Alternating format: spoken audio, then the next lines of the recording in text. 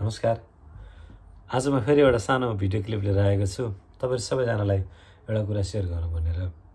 म विदेश आएको धेरै वर्षसम्म मैले टीका कहिले लगाएको थिइनँ, तर एक दिन अचानक यो टीका किन लगाएको भन्ने विषयमा मैले आफै अनुभव गरेको कुराहरू तपाईहरुले शेयर गर्दैछु। यो रातो टीका निधारमा किन लगाएको होला? कसैले अब बेग्ला रङका टीका लाउँछन्, कसैले चन्दन लगाउँछन्, कसैले अब विभूत लगाउँछन्, कसैले रातो टीका लगाउँछन्, कसैले अबीर लगाउँछन्। यो टीका लाउनुको फाइदा के छ त? यसको अध्यात्म के छ त?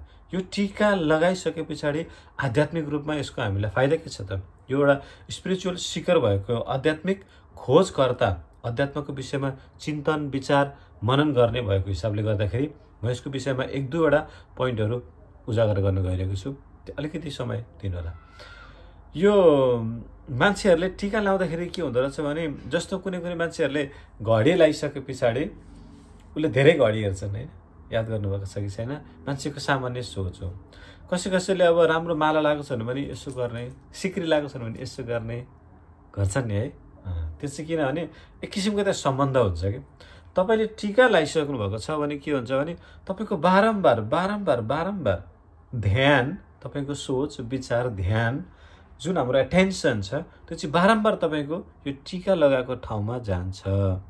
यो चाहिँ पाइनियल ग्ल्यान्ड भएको ठाउँ हो कि विज्ञानले यसलाई पाइनियल ग्ल्यान्ड भन्छ, अध्यात्ममा यसलाई तेस्रो नेत्र भनिन्छ। अग्न चक्र भएको ठाउँ यहाँ हो। त्यसकारणले गर्दाखेरि कसैले हेर्नुभयो होला यहाँ पनि लाउँछन् अनि त यहाँ तल पनि लाउँछन्, जहाँ विशुद्धि चक्र हुन्छ यहाँ पनि लगाउँछन् है। अरू कुनै मान्छेले हेर्नु होला यता पनि लाउँछन्, यता लाउँछन्।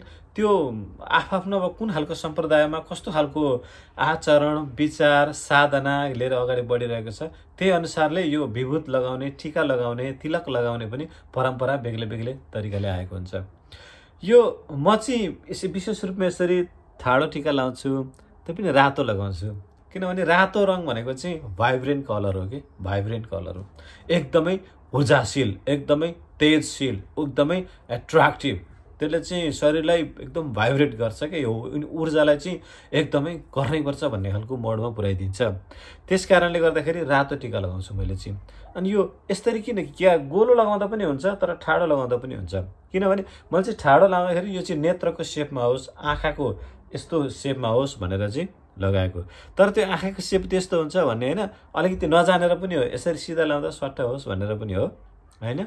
यसको अर्को चाहिँ कुरा के हुन्छ भने तपाईको एनर्जी चाहिँ जुन जति पनि एनर्जी हुन्छ नि शरीरको बारम्बार तपाईको ऊर्जा एकदमै धेरै आँखामा गयो भने तपाईको आँखा एकदम शक्तिशाली हुन्छ।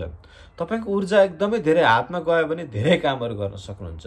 तपाईको ऊर्जा एकदमै धेरै जिब्रोमा गयो, घाँटीमा गयो, कण्ठमा गयो भने तपाईँ एकदमै धेरै प्रखर वक्ता बन्न सक्नुहुन्छ।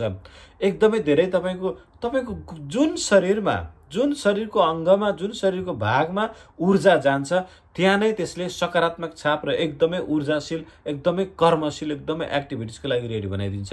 त्यसकारणले गर्दा त्यो ठाउँ एक्टिभेट हुन्छ कि त्यही भएर चक्र साधनामा विशेष रूपमा साधकहरूले चक्र भएको ठाउँहरूमा ध्यान केन्द्रित गर्ने भन्ने एउटा प्रणाली नै हुन्छ। त्यो चाहिँ किनभने जब तपाईको ध्यान जान्छ तपाईको ऊर्जा पनि त्यही जान्छ कि। तपाईको ध्यान पैसामा छ भने तपाईको शक्ति, तपाईको मानसिक शक्ति, शारीरिक शक्ति, यो इमोसनल शक्ति, आध्यात्मिक शक्ति, सबै शक्ति पैसातिर जान्छ। तपाईको अब मायातिर छ भने मायातिर जान्छ, विश्व ब्रह्माण्डतिर छ भने विश्व ब्रह्माण्डतिर जान्छ। होइन कतै पनि छैन मेरो भगवान शिव शम्भुसँग जोस् भन्यो भने शम्भुतिर जान्छ। त्यही भएर भक्ति योगामा विशिष्ट रूपमा आफ्नो आराध्यप्रति नै तन मन वचन धर्म कर्म सम्पूर्णले समर्पित छु भनेर नमस्कार गरिन्छ। किनकि त्यो सबै गरे पछाडि चाहिँ हाम्रो ध्यान, हाम्रो यो एटेन्सन चाहिँ पूर्ण रूपमा जाओस् भनेर हो। त्यसकारणले गर्दाखेरि यो तिलक लगाउनुको मुख्य फाइदा, तिलक लामो समय लाउनु भयो भने तपाईले यसले के गर्छ भने अलिकति अप्ठ्यारोपन महसुस गराउँछ के, थोरै अप्ठ्यारो, केही नलाउँदा र केही लाउँदाखेरि थोरै अप्ठ्यारो महसुस हुन्छ। अनि त्यो अप्ठ्यारोपनले चाहिँ बारम्बार यो एटेन्सन एकदमै धेरै त्यही डिरेक्सनमा जाँदाखेरि slowly after over a period of time, केही समयको अन्तराल पछाडि यहाँ तपाईँको अटोमेटिक रूपमा तपाईँको ऊर्जा एक्टिभेट हुन थाल्छ, तपाईँको यो चक्र एक्टिभेट हुन थाल्छ। तपाईँ अनि स्लोली तपाईँको दूरदर्शी बन्न थाल्नुहुन्छ। तपाईँले बन्दै नबनेका कर्महरू आफै बन्दै जाने, यो दूरदृष्टि गर्न सक्ने सब धेरै कुराहरू पर्सेप्सन तपाईँको एचिभ हुन थाल्छ कि तपाईँको हेर्ने दृष्टिकोण क्लियर बन्दै जान्छ कि तपाईँले पूर्ण रूपमा प्रष्ट रूपमा देख्दै जानुहुन्छ कि यो चाहिँ कस्तो हुन्छ भने एउटा अँध्यारो कोठामा बत्ती बिस्तारै उज्यालो पार्न थाल्नुभयो भने कस्तो देखिन्छ है, बिस्तारै उज्यालो हुन्छ नि।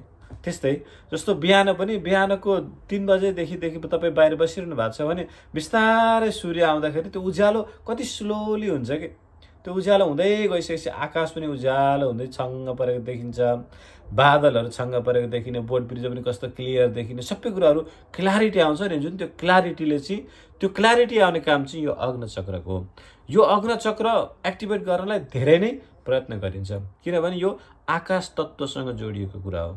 यो अग्न चक्र यो एक्टिभेट भइसके पछाडि मात्रै वास्तविक आध्यात्मिक ग्रोथ सुरु हुन्छ, वास्तविक अध्यात्म यहाँबाट मात्रै सुरु हुन्छ कि यो life beyond this physical nature भन्ने कन्सेप्ट चाहिँ यो भौतिक दुनियाँभन्दा बाहिरको दुनियाँ पारलौकिक दुनियाँमा जाने पहिलो ढोका भनेको चाहिँ यो अग्न चक्र नै हो।